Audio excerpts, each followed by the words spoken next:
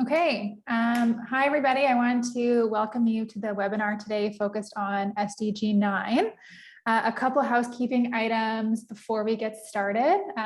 Every presenter is going to have a 15-minute presentation, and we're going to leave Q&A to the end of the webinar. If you have any questions, you can put them into the Q&A chat box, and again, we'll answer them at the end. And I'll start off with a quick presentation about DEC.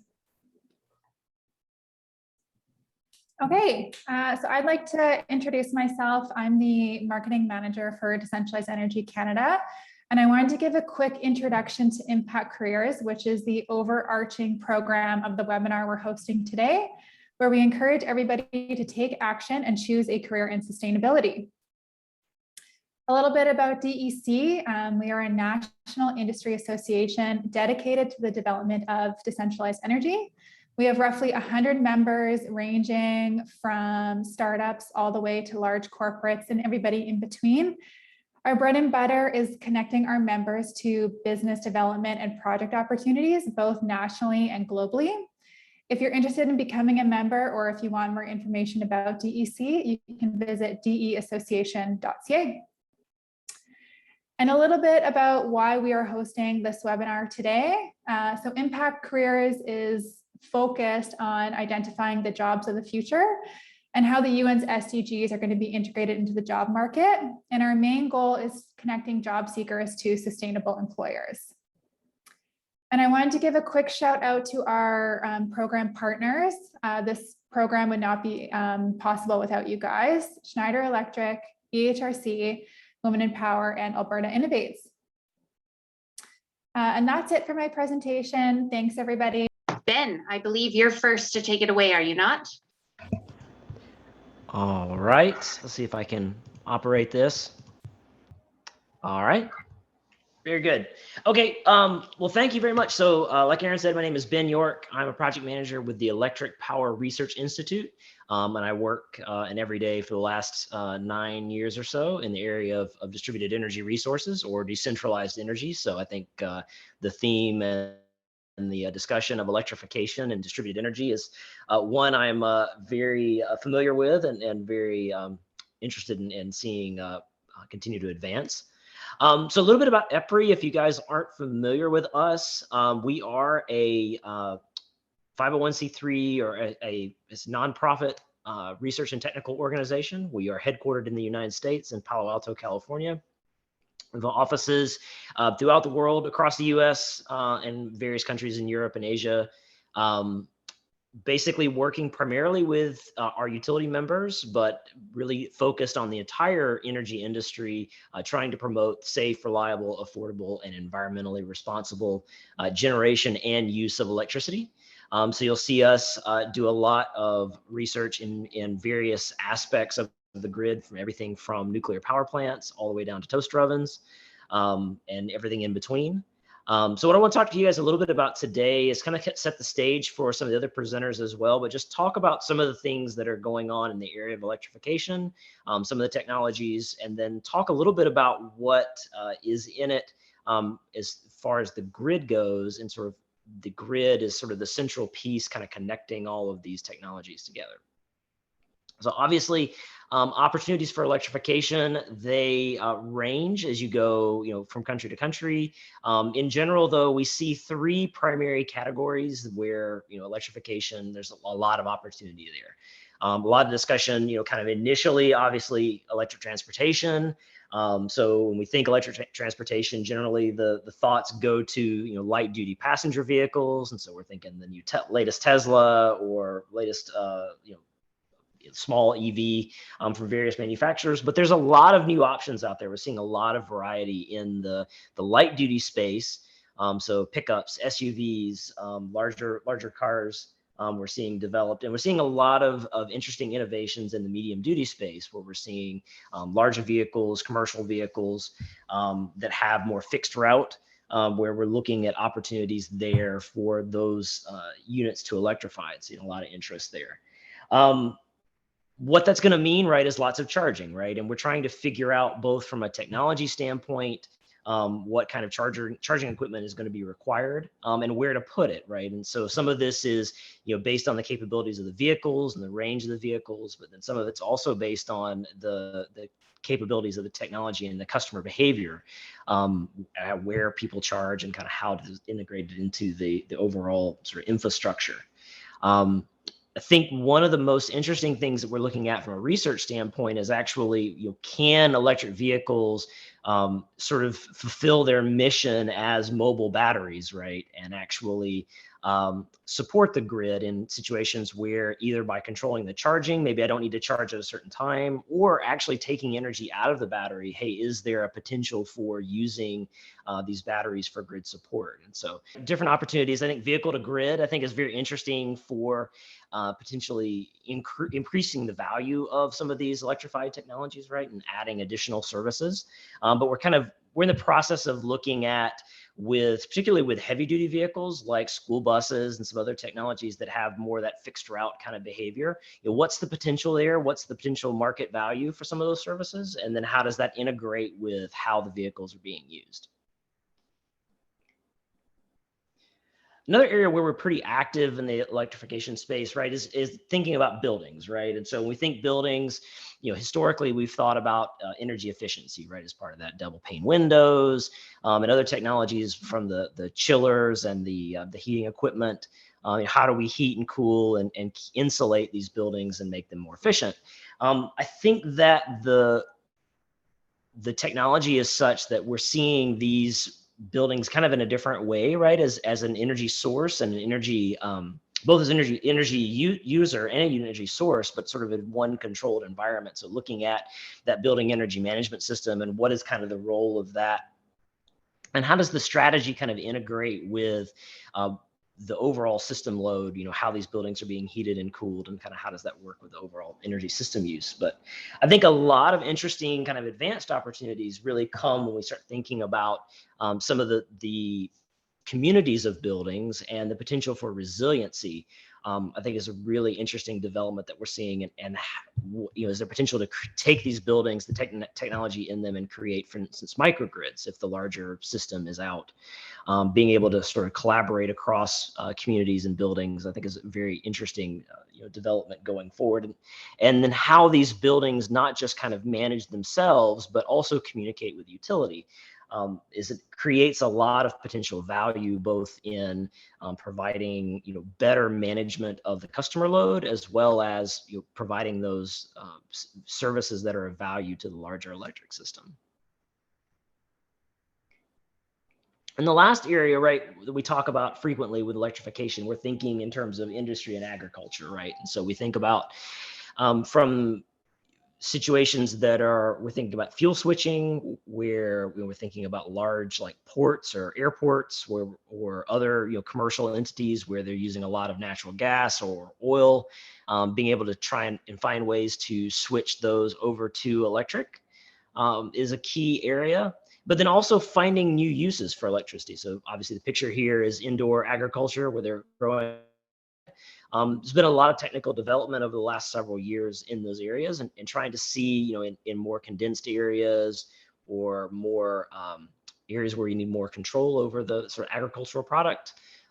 There's an opportunity here to sort of think through that. And the nice thing about both of these entities, right? Same thing with the electric vehicle, same thing with the advanced buildings, is thinking about it not just from an efficiency standpoint, but then also thinking about it in terms of, can we manage these loads, these systems better, so that they better align with the grid and then are able to provide those services. So maybe if it's something where we need electricity to,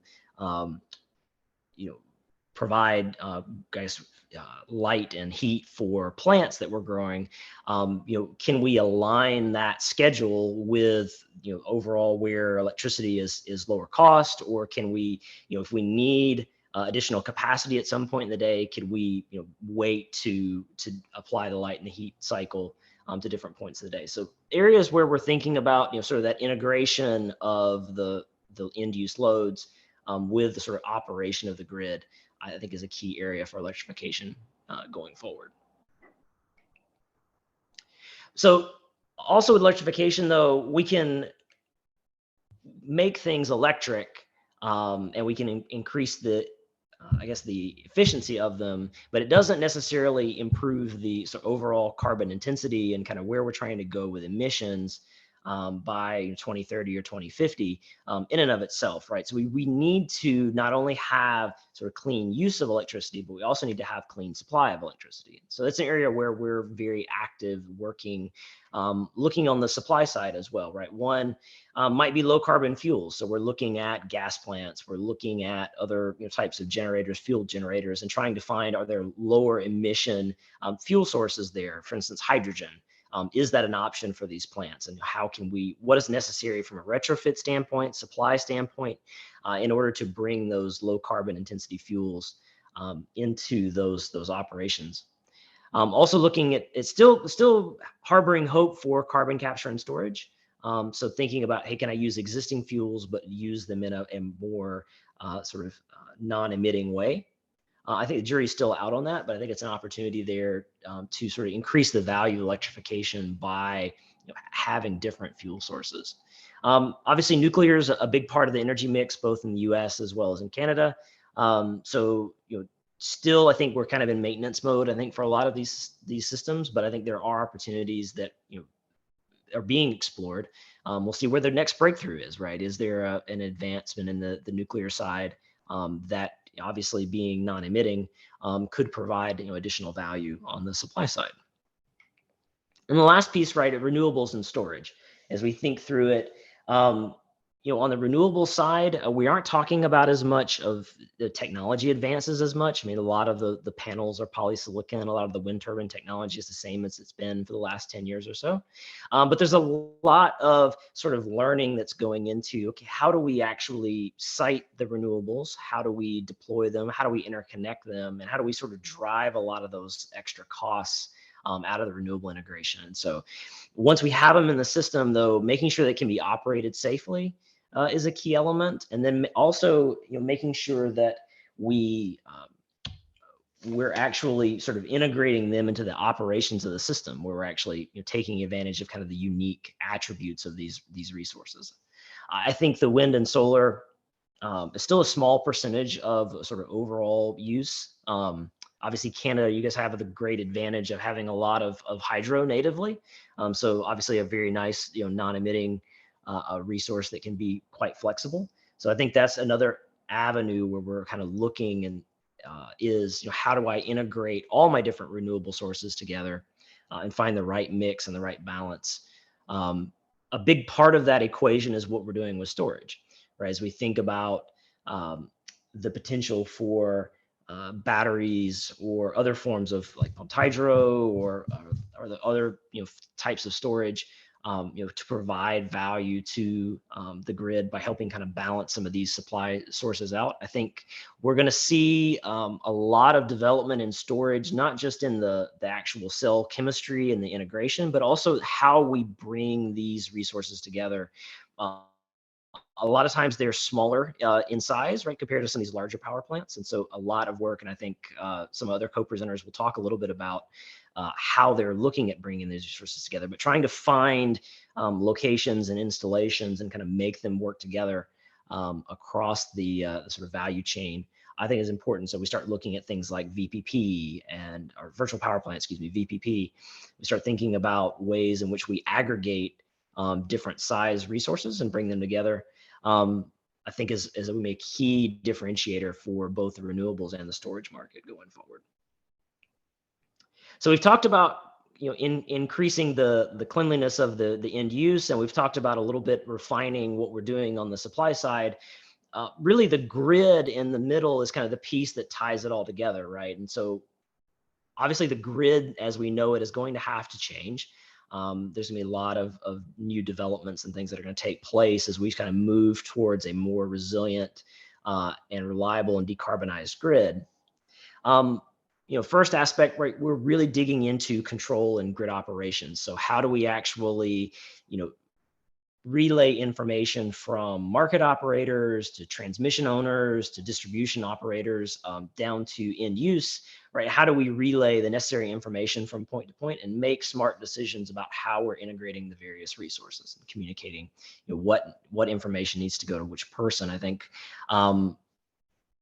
obviously we're pulling resources. We think about decentralized energy. We're not just thinking, sort of top down, right? We're thinking about resources being located all over the system. And so how do we find the resources where they're at and kind of bring them into the operations of the grid is a key challenge. And so we're seeing a lot of developments in distribution management and DERMS, but then also sort of those interconnecting links between the various layers are going to be important. When we talk about bringing decentralized resources into the operations of the grid, it's not just mechanical things, but also the financial, right? So how do we think about these new types of resources in our existing market frameworks, or how do we modify our market frameworks to accommodate them? And without going into a lot of details, right, you're looking at now resources that may have zero marginal cost, which changes the equation for how we calculate market pricing and decide which resources are going to be the most beneficial or affordable at various times. And so finding new mechanisms for not only addressing the technology of the resource and its unique capabilities, but then also the location. So now we're trying to bring information up, and we're talking about, instead of one large power plant somewhere, we're talking about large aggregations across various networks. And so how do we think about pricing and think about integrating those resources is a critical challenge. I think we're still going to have traditional investment right in the grid. We're still going to have poles and wires. We're going to have to, as things are changing with weather and some other severe events, right? Sometimes it's hardening, sometimes it's reinvestment in those developments. We've got to make sure that we have a strong sort of infrastructure to be able to move power from point to point, because now we're not just bringing it, like I said, top down. We're thinking about bringing it from all over the grid to the locations where it's necessary. We're going to think a lot, as we think about that infrastructure, we're going to have a very sort of dedicated way in which we plan for these resources. And we're going to have to think about both, not just adequacy, but also thinking about reliability and resiliency as we go into plan. And we're having to think about multiple systems right now as we think about, going into the wintertime, we're thinking about heating, right? We're not just coordinating electricity, we're coordinating electricity with gas, with water, with all these other subsystems that are going on, and making sure that we can still operate the entire energy system appropriately. And the last piece, right, is regulation. I think when we look at the sort of marketplace, a lot's changing for utilities and energy providers in a business sense. And there's a lot of uncertainty in how what things are going to be appropriate, by whom, and what kinds of investments are going to be just needed, but then also approved for recovery. And so I think there's a lot of work there kind of on the regulatory side to think through, okay, how do we add the kind of surety that we need to attract capital into these investments, but then also making sure that the investments that are made are both used and useful for incorporating the various resources. So that was a lot in a short amount of time. I think we are going to hold questions at the end, but that is my last slide.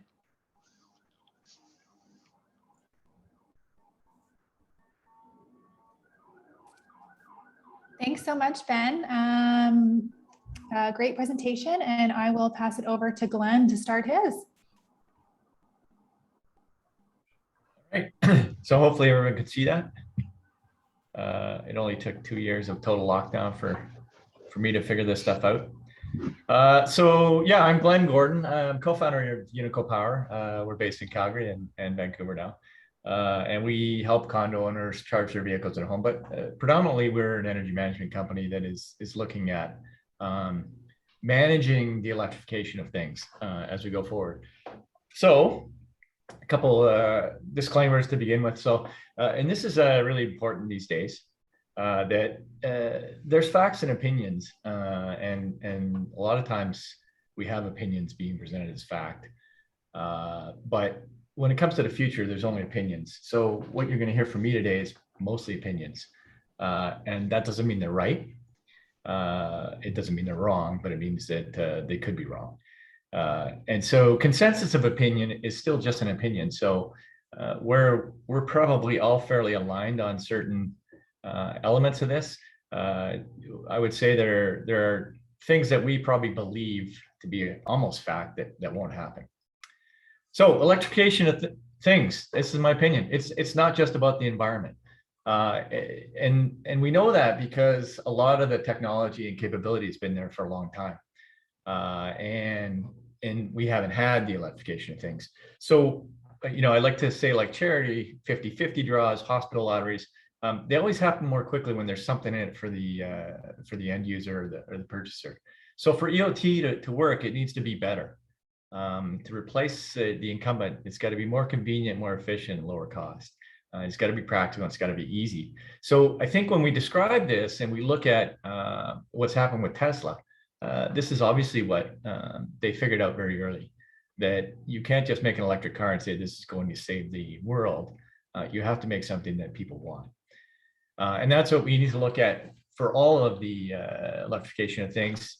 There's the technology that I think everybody's very focused on. Economics are an important part, but performance is a really important part. It's got to, as I say, it's got to be better. Supply chain and material, I'm not going to get deep into that. Obviously, I don't have a lot of time for that, and nor do I know much about it. And the supply of power and energy. So Ben talked a lot about what we're doing with the grid. I separate the two, power and energy, and I'll explain in a minute. And the last thing is we need the will. We need people, and unfortunately, that's probably the one that's the toughest nut to crack. I talked about energy and power. So they're often used interchangeably. When it comes to electricity, energy is your volume of electricity, your kilowatt hours, and that's often what we focus on. But when it comes to the electrification of things, power is a much more important element. And so kilowatts are the, I'd say, limiting supply when it comes to electricity.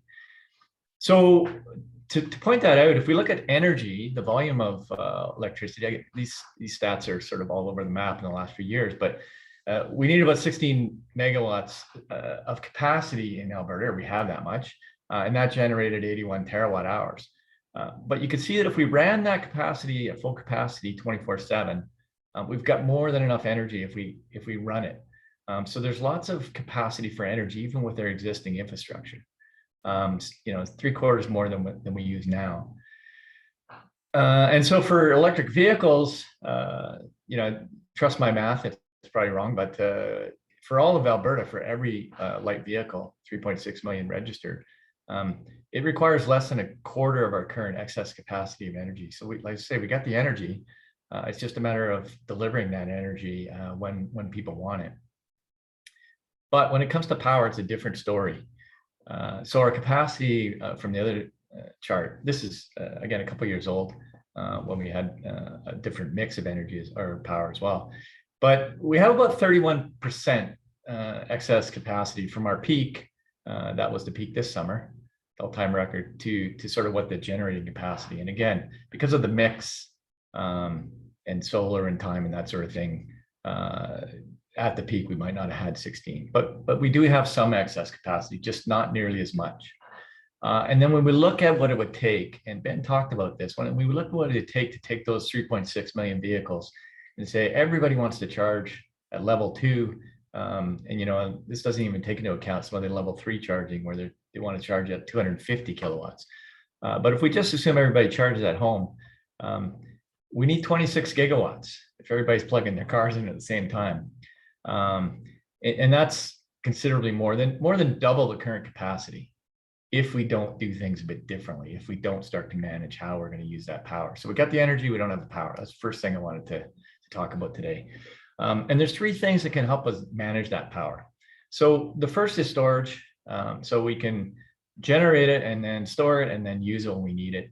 The second one is demand management, where we say, okay, it's not being generated right now. We don't have any stored, but we can do that later. We can charge a car later, or we can cook our food later. And then the third thing that plays into this is decentralized energy and point of use generation. So the first 2 are related to, you know, more grid related demand management storage. The third one says, hey, we can reduce the requirement from that grid, from that 16 gigawatts that's generated centrally, and we can generate a lot of this stuff where we need it. And so if we look at that demand, this is a nice little chart of what power demand might look like during the day in a building, where it's sort of coming down in the middle of the night, quite low, and then it's going up. And it's a fairly typical drawing of what you would see. And there's your peak demand we're hitting at 7 p.m. This is related to, if we're going to talk about electrification of vehicles. So we're adding 10 electric vehicles to this now. We're getting around 5, starting to charge. And what we see is we've driven up that demand now. We've taken 10 vehicles and driven 75 kilowatts of demand. So imagine multiplying that by 360,000, and that would be the impact if we just let this happen. And it's expensive. So this is where the economics come in. So those 10 EVs are going to cost you $13,000 a year to charge. So the people that are looking at the cost of charging vehicles are not looking at the power, the kilowatts. They're only looking at the energy, the kilowatt hours. So they're saying, oh, it's really cheap, but it's not. And so this is just going to continue to grow up. So you can see in Alberta, we're already up 66% over the last few years. So what we can do instead for controlling demand is say, look, we don't need those cars charged by 11 o'clock at night. We don't need them until the next morning. And so by monitoring what's happening in the building and knowing where that level is, we know when we're at peak and we know when we turn it down. And there's other ways to do this as well. California uses pricing as opposed to actually measuring demand. But when you know that the demand is high, you have the ability now to control those things and turn them down. And so you can see in this building, the impact on the power, this blue line of adding 10 electric vehicles is 0. No more power required. We do use some energy, but that's energy that we typically would not use or under a peak demand. So you can apply this to the rest of the province. What's interesting about demand, this is a building that we do the charging for. It's in Calgary. But you notice that last picture of the nice curve, and this is what it looks like, and you'll see that referenced all the time. But this is what a real building looks like for their demand during the day. And so the concept of time of use is quite popular, but you can see it's very difficult to manage your demand by time of use. So typically in Ontario, they're picking 6 to 10 p.m., I think. And you can see in this building, that's not when the peak demand was. So managing your use between 6 and 10 is not going to help you manage your power in this building. Going even further, though, if we look at what this would do to the grid, if we look on the left, that's that same building, and we said, okay, this is 125 kilowatts we're peaking at. If we could figure out a way to just control everything in that building and keep it nice and flat. So you can do this, as I said, with curtailing of demand by saying, I'm going to charge later. You can do this by adding batteries. But from a grid perspective, we could deliver the same amount of energy in this building with 100 kilowatts. So this type of demand management is doable today. And if we want to go to the next level with automated demand response, where we see the rest of the, we're looking at the rest of the grid and say, yeah, when the rest of the grid isn't high, we know this sort of 5 to 10 p.m. is really happen in time. So we actually can use more power outside of that window and then curtail even more significantly during that window. So we're not flatlining the building. We're saying we're going to help address some of the other peaks, because not every use is going to be controllable during that 5 to 10. So this is now being done quite a bit in the States. There's some trials happening with BC Hydro. I don't think there's anything right now happening in Alberta, but we're going to start to see this sort of demand response. I talk a lot about electric vehicles because that's what we do today. But we shouldn't forget that the energy mix for electricity, or total energy, let's call it, so this includes gas and everything you use, you can see that residential is a big part of this. And although we're really focused on electric vehicles and electrification of mobility, and there's quite a bit of work going on with industrial electrification and emissions, this residential is largely getting ignored, and not many people talk about what can we do to electrify at the residence. And then we're particularly talking about heating here. So as I say, there's not a lot of focus on it. And there's two things that really can happen. One is a better efficiency in the homes. And the second thing is we can start doing that decentralized generation, where we take the burden off the grid by using solar and battery in your house. And by the way, this is a battery. It looks like a hot water tank. but it's actually a battery. And I don't think a lot of people realize you can store electricity in water, but that's what you would do here. So you heat this up with electricity and then store it as water and use it later. So this can hook up to a heat pump and provide more than just hot water in your house. These types of things, I think in the next few years are going to be the big advancement in the electrification of things. So there's a lot of, this is where the opinions come in. There's a lot of people say, well, the grid can't support it, we can't do it. And it is going to be a bumpy road. So I think anybody that is of the opinion that we're just going to do this energy transition, it's going to go really smoothly, electric cars are going to be great, no problem with it. I think that's, that's wrong. And there's three key challenges there. The first is supply chain. And the second is shifting the role of the grid. So we have to modernize it. And then the role of the grid is going to change. So the grid, and I think, there's a slide, I've got a slide in a minute that talks about what happened in Texas, but the grid's going to become really important that it's interconnected and a backup capability, a broader backup capability. And as I say, the third thing is the will, the humans. Probably the hardest thing to make this happen, because even if everybody did want it to happen, it would be tough.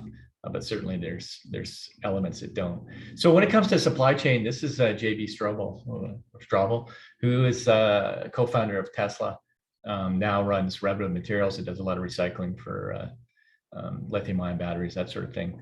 But he came out with this, I think, just last week. And it's a good comment, because we hear every day, starting with our government, saying we're going to be 100% electric by 2035. GM has now come out. Volkswagen was already out. Obviously, Tesla's doing it. Every automaker's come out saying we're going to be completely electric. And what he's saying is you can't, not in the time frame you're talking about. And so the electrification of vehicles and light vehicles is not about demand and spurring demand. That's done, because they've already accomplished the requirements. They've made them better. They made them cheaper overall, and getting cheaper every day. But what they haven't been able to do is address the supply side of it. And that's going to be a challenge.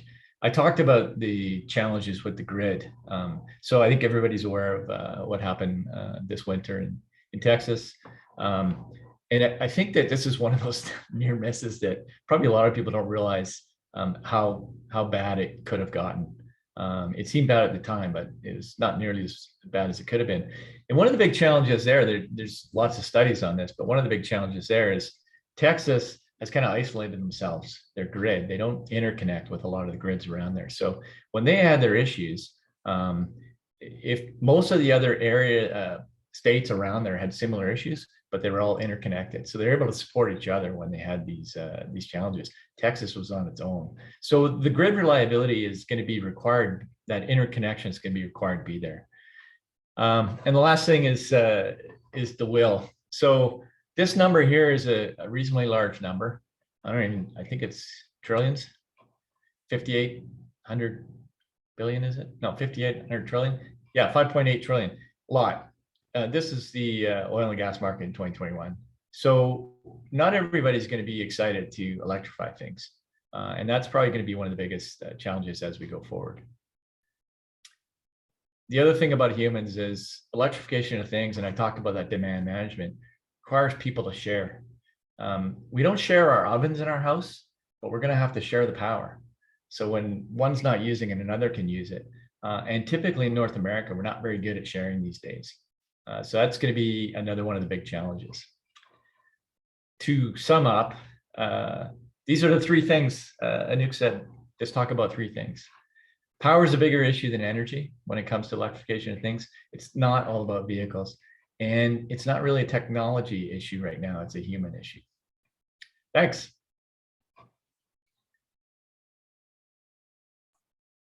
Thanks, Glenn. That was a really insightful presentation. I'm going to pass it over to Brent to start his. Thanks, Aaron. Let's give it a shot here.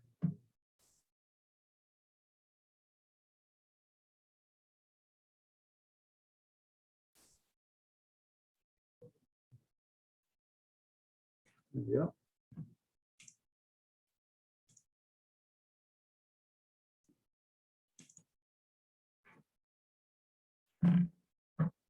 Everybody can see there. My name is Brent Harris. I'm the founder and executive vice president at Iguana Technologies. Iguana is based here in Calgary. We're a manufacturer of distributed energy storage systems for residential and small commercial applications. So I'll walk through a little bit of the history of the company here, or the background. Our core technology is actually power controls. At the center of this is the inverter that takes the DC power from the battery, converts it to grid, and it's bidirectional, so it'll do the opposite and take grid power and use it to charge the battery. It does this seamlessly in both directions. This is really the core technology, and to us is that's where the rubber hits the road on distributed energy, is how's this interconnection done. Our technology is the one that meets all these interconnection standards and acts as the generator from the utility perspective to connect to the grid. And we work with all kinds of batteries, and we worked with fuel cells and solar in the past as well, interconnecting them. I've got a slide a little later on. I can show you the different products in our product line. And as time has gone on here, we've moved from our power controls focus and into other parts of the energy storage system. So what we found is in the early days of the energy storage business, there were a lot of integrators piecing together different battery technologies for different applications. So we started out providing them with a tool. What we learned through the process, and especially as the battery technology standardized onto lithium, is you end up with a much better product if it's integrated by one manufacturer. We get everything working better, the efficiencies are better, the reliability is way better. And then we can apply that using software to different applications.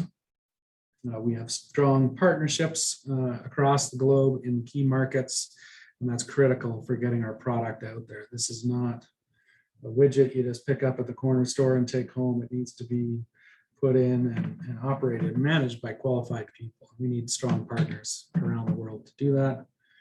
I won't cover the history, but I guess the short story is we've been doing this for about 20 years. We made our first energy storage inverter back around the turn of the millennium with a focus on fuel cell applications, using those in combined heat and power and with electrolyzers.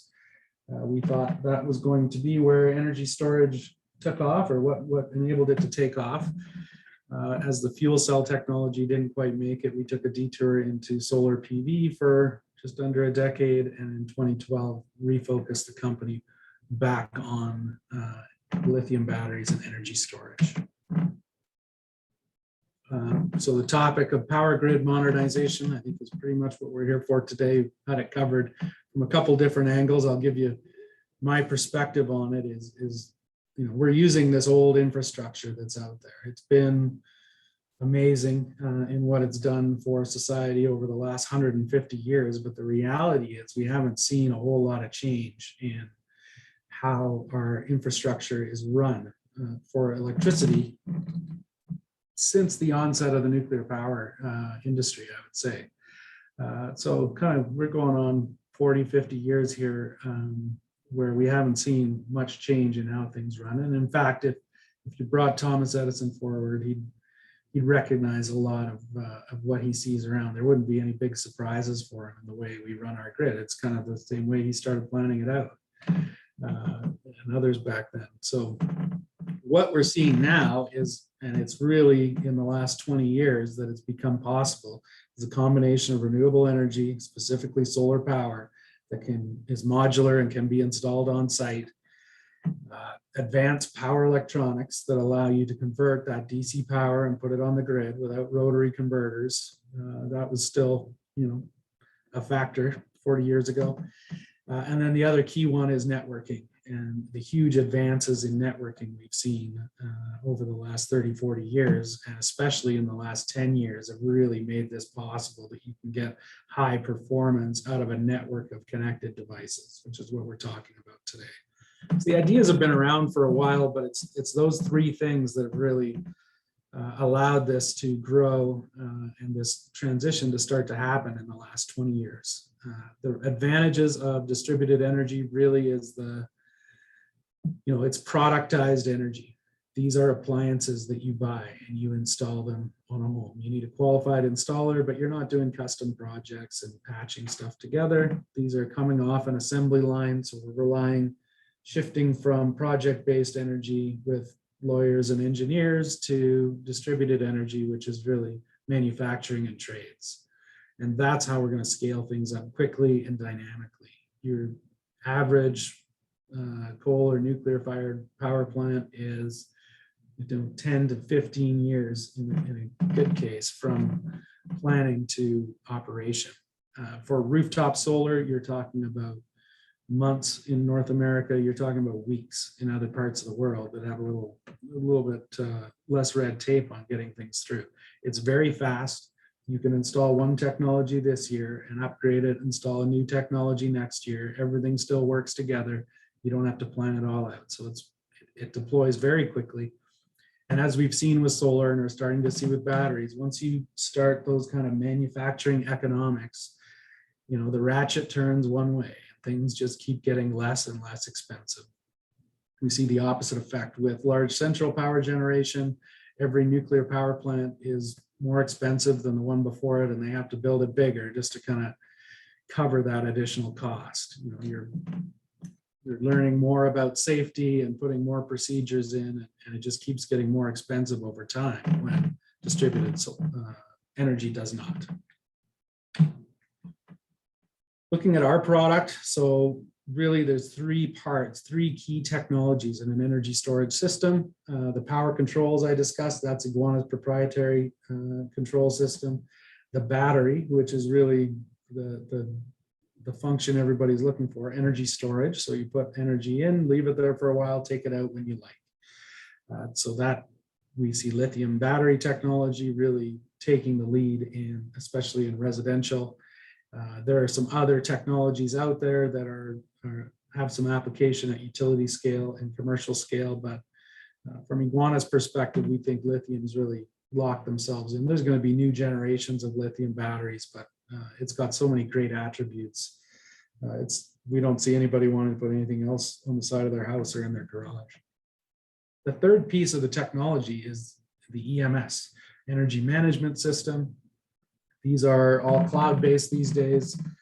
So there'll be a site controller on site that's tethered through a secure link to a cloud. And then all the action happens in the cloud in terms of determining dispatch of the system. All our systems will run autonomously with no internet connection. They'll run the last program they were told to run and run it forever. If you have that internet connection, you can update the system with new rate structures or different operating profiles, such as the one in Hawaii I'm going to talk about in a little while. But you don't need that permanent connection for it to run. It's one of the unique features of our system. As you can see across the bottom right, we have a range of products. So the Evolve product is our flagship product, residential. It's a 5 kilowatt product. We have two flavors of that we sell in the US market, NMC, which is nickel manganese cobalt chemistry, and then LFP, which is iron phosphate chemistry. These are from two different suppliers. They all work on that lithium reaction, but a little bit different catalyst and process inside the battery. We also have our Enduro product, which we sell today in Europe. It's smaller, 3 kilowatts. And our Elevate product is a 3-phase, 15 kilowatt product that we've certified for the North American market for demand charge reduction. We are also bringing out a larger residential product for the US market, 10 kilowatts, based on our LFP chemistry. That'll be available shortly in the US market to address the growing need for higher and higher power for backup, but also for virtual power plants where there's more value in having more power at each node, kind of along the lines of what Glenn and Ben were talking about. You just get more efficiency out of your network. So today I wanted to talk a little bit about what's going on in Hawaii. Hawaii's been a focus market for us for about the past 5 years. There's a new virtual power plant program they were calling the battery bonus program, or the emergency demand response program was the technical name for it earlier. This, is a project we had been planning for and hoped would take off about 4 years ago, but with the usual red tape with getting utilities to move, it took an emergency for this to occur. So Hawaii's electricity system, a lot of people are surprised to find out, is heavily based on petroleum. So as you can see in the chart on the top left here, over 60% of the electricity on the island of Oahu comes from burning diesel in diesel generators. That's the number one generation source. There's another big slice at the top there, just about 12% is coal, which is what we're going to talk about today. The rest of it is new generation that's come on in the past couple decades as Hawaii starts to move toward 100% renewables by 2045, which is a commitment that they're very keen on achieving and are taking action to achieve. This dependence on petroleum does two things. One, it drives the cost of electricity very high compared to any mainland location. This is typical for any island, as Hawaii happens to be a very large island dependent on diesel. It's also very volatile, and homeowners almost dislike that more than the higher price, is just not knowing what it's going to be and getting settled in. When oil prices are low, it's all pretty good, and then suddenly your bill doubles in a month or two. That's not easy to live with. So the electricity price in Hawaii generally tracks oil prices with about a 3-month lag, which is the shipping time. So there's a lot of pressure there to move to renewables culturally and economically. The chart here, when you see all the colors on the island of Oahu, is something Hawaii started doing about 5 years ago. They call this a locational value map. And this is showing the remaining hosting capacity for distributed solar PV on the island. And really what it reflects is the architecture of the grid in that area, plus the number of people that have already installed solar. So in the dark blue areas, you'll see kind of down off the south end there by the airport and the military base, lots of capacity. I'm sure they have a very strong grid in that area, so lots of capacity for solar to go in. If you kind of look out in the hills above Honolulu and Waikiki and out further west, very heavy residential, as well as on the west coast there. Those areas have had a huge adoption of solar already, so there's not a lot of unconstrained capacity left to absorb more solar. Yet they need more energy. I think the other slice here is small scale solar, showing 9% versus utility scale solar. That's another unique factor in Hawaii, is that small scale solar is actually, if you take that aggregated as and consider it as one generator, it's larger than any of the diesels on the island. And here at the bottom left, I just showed a picture. You can see there's some solar thermal there, there's solar PV, all kinds of solar. Everybody's been putting solar on for a long time in Hawaii. So the big emergency that's come up is this coal plant that's down on the southwest corner of Oahu is coming to end of life. And a decision was made several years ago by the PUC that they weren't going to upgrade it. They weren't going to authorize any work to be done on that. They weren't going to extend the contract. Just let it run out, and we're going to shut it down at the end of the contract. In order to compensate for that, the plan was and is to put solar and wind farms across Oahu to replace that generation capacity, and a large grid scale battery at the same location as the coal plant was operating that could be charged by those renewable energy facilities during the day and then discharged in the evening to meet the peak load. What's happened is, what happens a lot of times with these large projects is they got delayed. The battery project is not delayed, but all of the renewable energy projects are delayed. The shutdown of the coal plant is not delayed, and you're looking at a huge gap. Basically, that 12% slice out of the generation mix is coming out in September next year, and it needs something to replace it. The utility kind of dragged their feet, it looks like, on the renewable energy projects. Did not drag their feet on the battery, and their solution was, well, we'll just crank up those diesels during the day. We'll charge the battery and we'll keep the diesels running through the night, and we'll supplement it with the extra power from the battery, and there won't be any problem, don't worry. The PUC was very upset about this because there didn't seem to be a commitment to the renewables plan, and they said they were not going to support the most expensive and most polluting peaker plant ever built on planet Earth in Hawaii. So they came up with this new emergency demand response program. What this is a plan to deploy 50 megawatts of distributed energy storage capacity alongside existing solar on Hawaii, on Oahu. So what the program is doing is, our product has already started being deployed and approved on this program at 5 kilowatts would be 10,000 deployed over the next year on Oahu.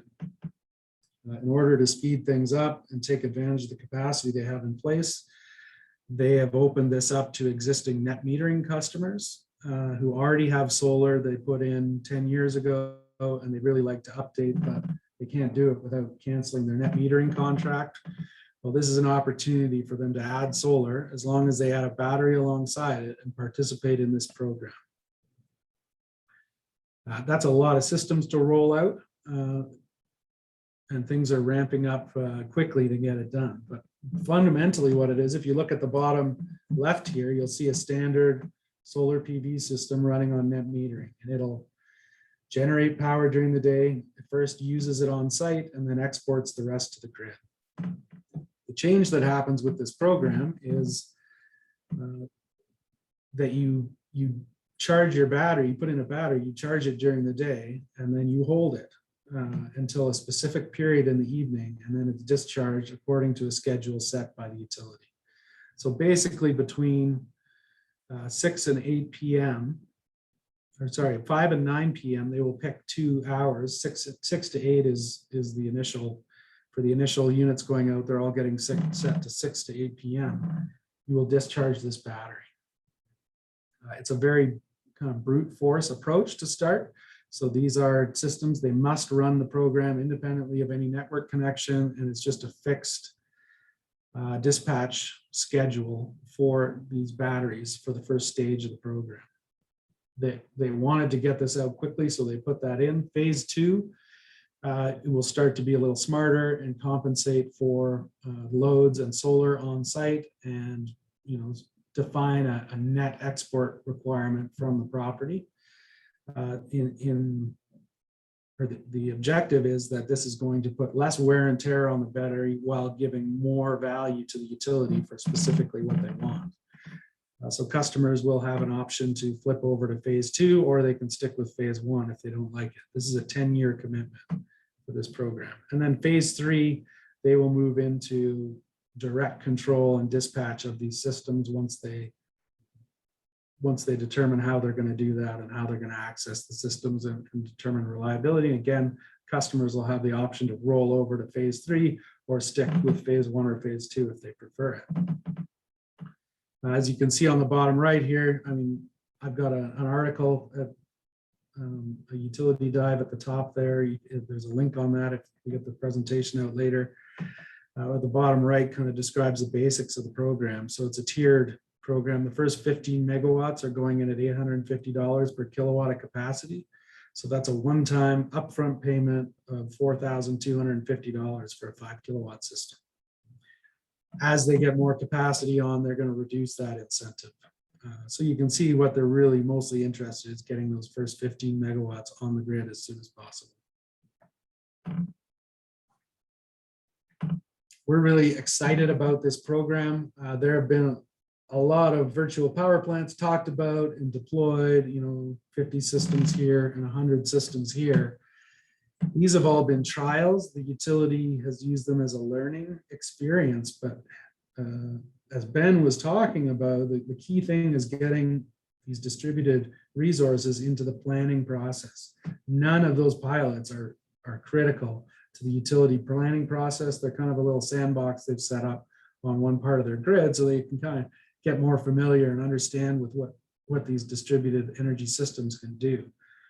What is happening in Hawaii is a fleet of distributed energy storage systems are being deployed, and the resiliency of the grid starting in September of 2022 is going to depend on those systems doing what they say they're going to do and what they're capable of doing. So that is why this program is getting so much attention, because there's actually a penalty for failure. You're going to see blackouts, and you're going to see constrained electricity supply in Hawaii unless this project gets rolled out and these systems are performing. And happy to say we're very confident our system is going to be able to do that. We have demonstrated it over the years, and we think this is a great opportunity. So I'd be happy to take any questions about that. That's the end of my presentation today.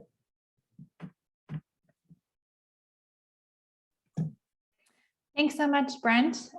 We're just going to jump into Q&A here. We have a couple minutes left. And given that we had some technical difficulties, we might go 5 minutes over just because we did have a couple questions. If you're able to stay, that's great. If not, if you have a previous engagement, we totally understand. One of the questions is for everybody: what governance and business models will drive transition in the utility space?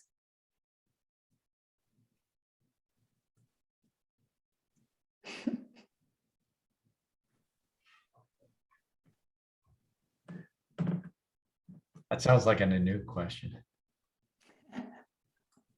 Oh, not. So I think there's a lot of interesting opportunities out there, I think, for utilities, right? It's not just about poles and wires, I think, anymore. And it's not just about, building large central generation plants. I think, as we've been kind of talking about in the chat, right? There's a lot of different ways that utilities can increase value to customers, I think, going forward. I mean, one obvious example that we're seeing is, several utilities across the country and the world thinking about, okay, if I have residents in a hard to reach area, can I improve their level of service by just deploying battery storage or deploying like a microgrid area so that they can actually have an increased reliability? And that's a business relationship that the utilities can enter into, and they can figure out what that model kind of looks like. And so I think there's a lot of interesting conversations going on as we think about how utilities interact with customers, that thinking beyond just building assets, but thinking about providing services and providing value, I think is going to open a lot of doors, I think. Great, thanks, Ben. Did anybody else want to jump in?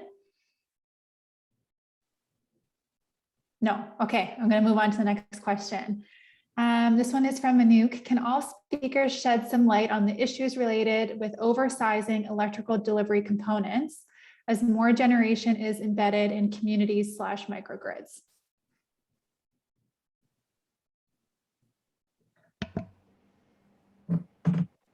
Go ahead, Brent. Yeah, I was just going to say, I think if we do it right, we won't end up with as much oversizing. We have a lot of it right now just because of the distribution grid. Most of the time is running at such a low capacity factor for its total power capacity. So as we see this come on, if we can manage things locally, we're going to be able to drive that capacity factor up and get more value out of the infrastructure investments. It's a very complex question, I think, when you think about what those resources and the local communities are actually providing. And are they connected there mainly to support the local infrastructure, or are they providing value to somebody somewhere else, right? And so that's what we see a lot of. We see a lot of either storage or renewables that are deployed on the distribution circuit in one area, but need a good bit of infrastructure to deliver, value, energy, power to people in other areas. And so I think that there's a balancing act there, where sure there's the distribution system has a low capacity factor in certain areas. I think sometimes though there's opportunities provided by that, given that, hey, you can locate renewables or other resources there more cost effectively and provide services to folks elsewhere. I think also lots of opportunities out there for, as Brent was saying, to stretch what infrastructure you currently have. In the case you are limited, right, you can use the local resources to either shape the load or provide peak load relief in those few hours. So yeah, it depends on like how you look at the problem and that specific framework, whether or not you need more infrastructure because of the distributed resources or less. Thanks, Ben. And with that, we're over time, so I'm going to go ahead and end the webinar. I just wanted to say thanks to all the presenters for taking time out of your busy schedules to be with us today. I know I learned a lot, and just to let everybody know, this webinar has been recorded, so it will be available for later. If you have any questions or want to connect with any of the presenters, let me know, and I can make that happen. But thanks very much, and we'll see you next time. Thanks, Aaron. Thank you.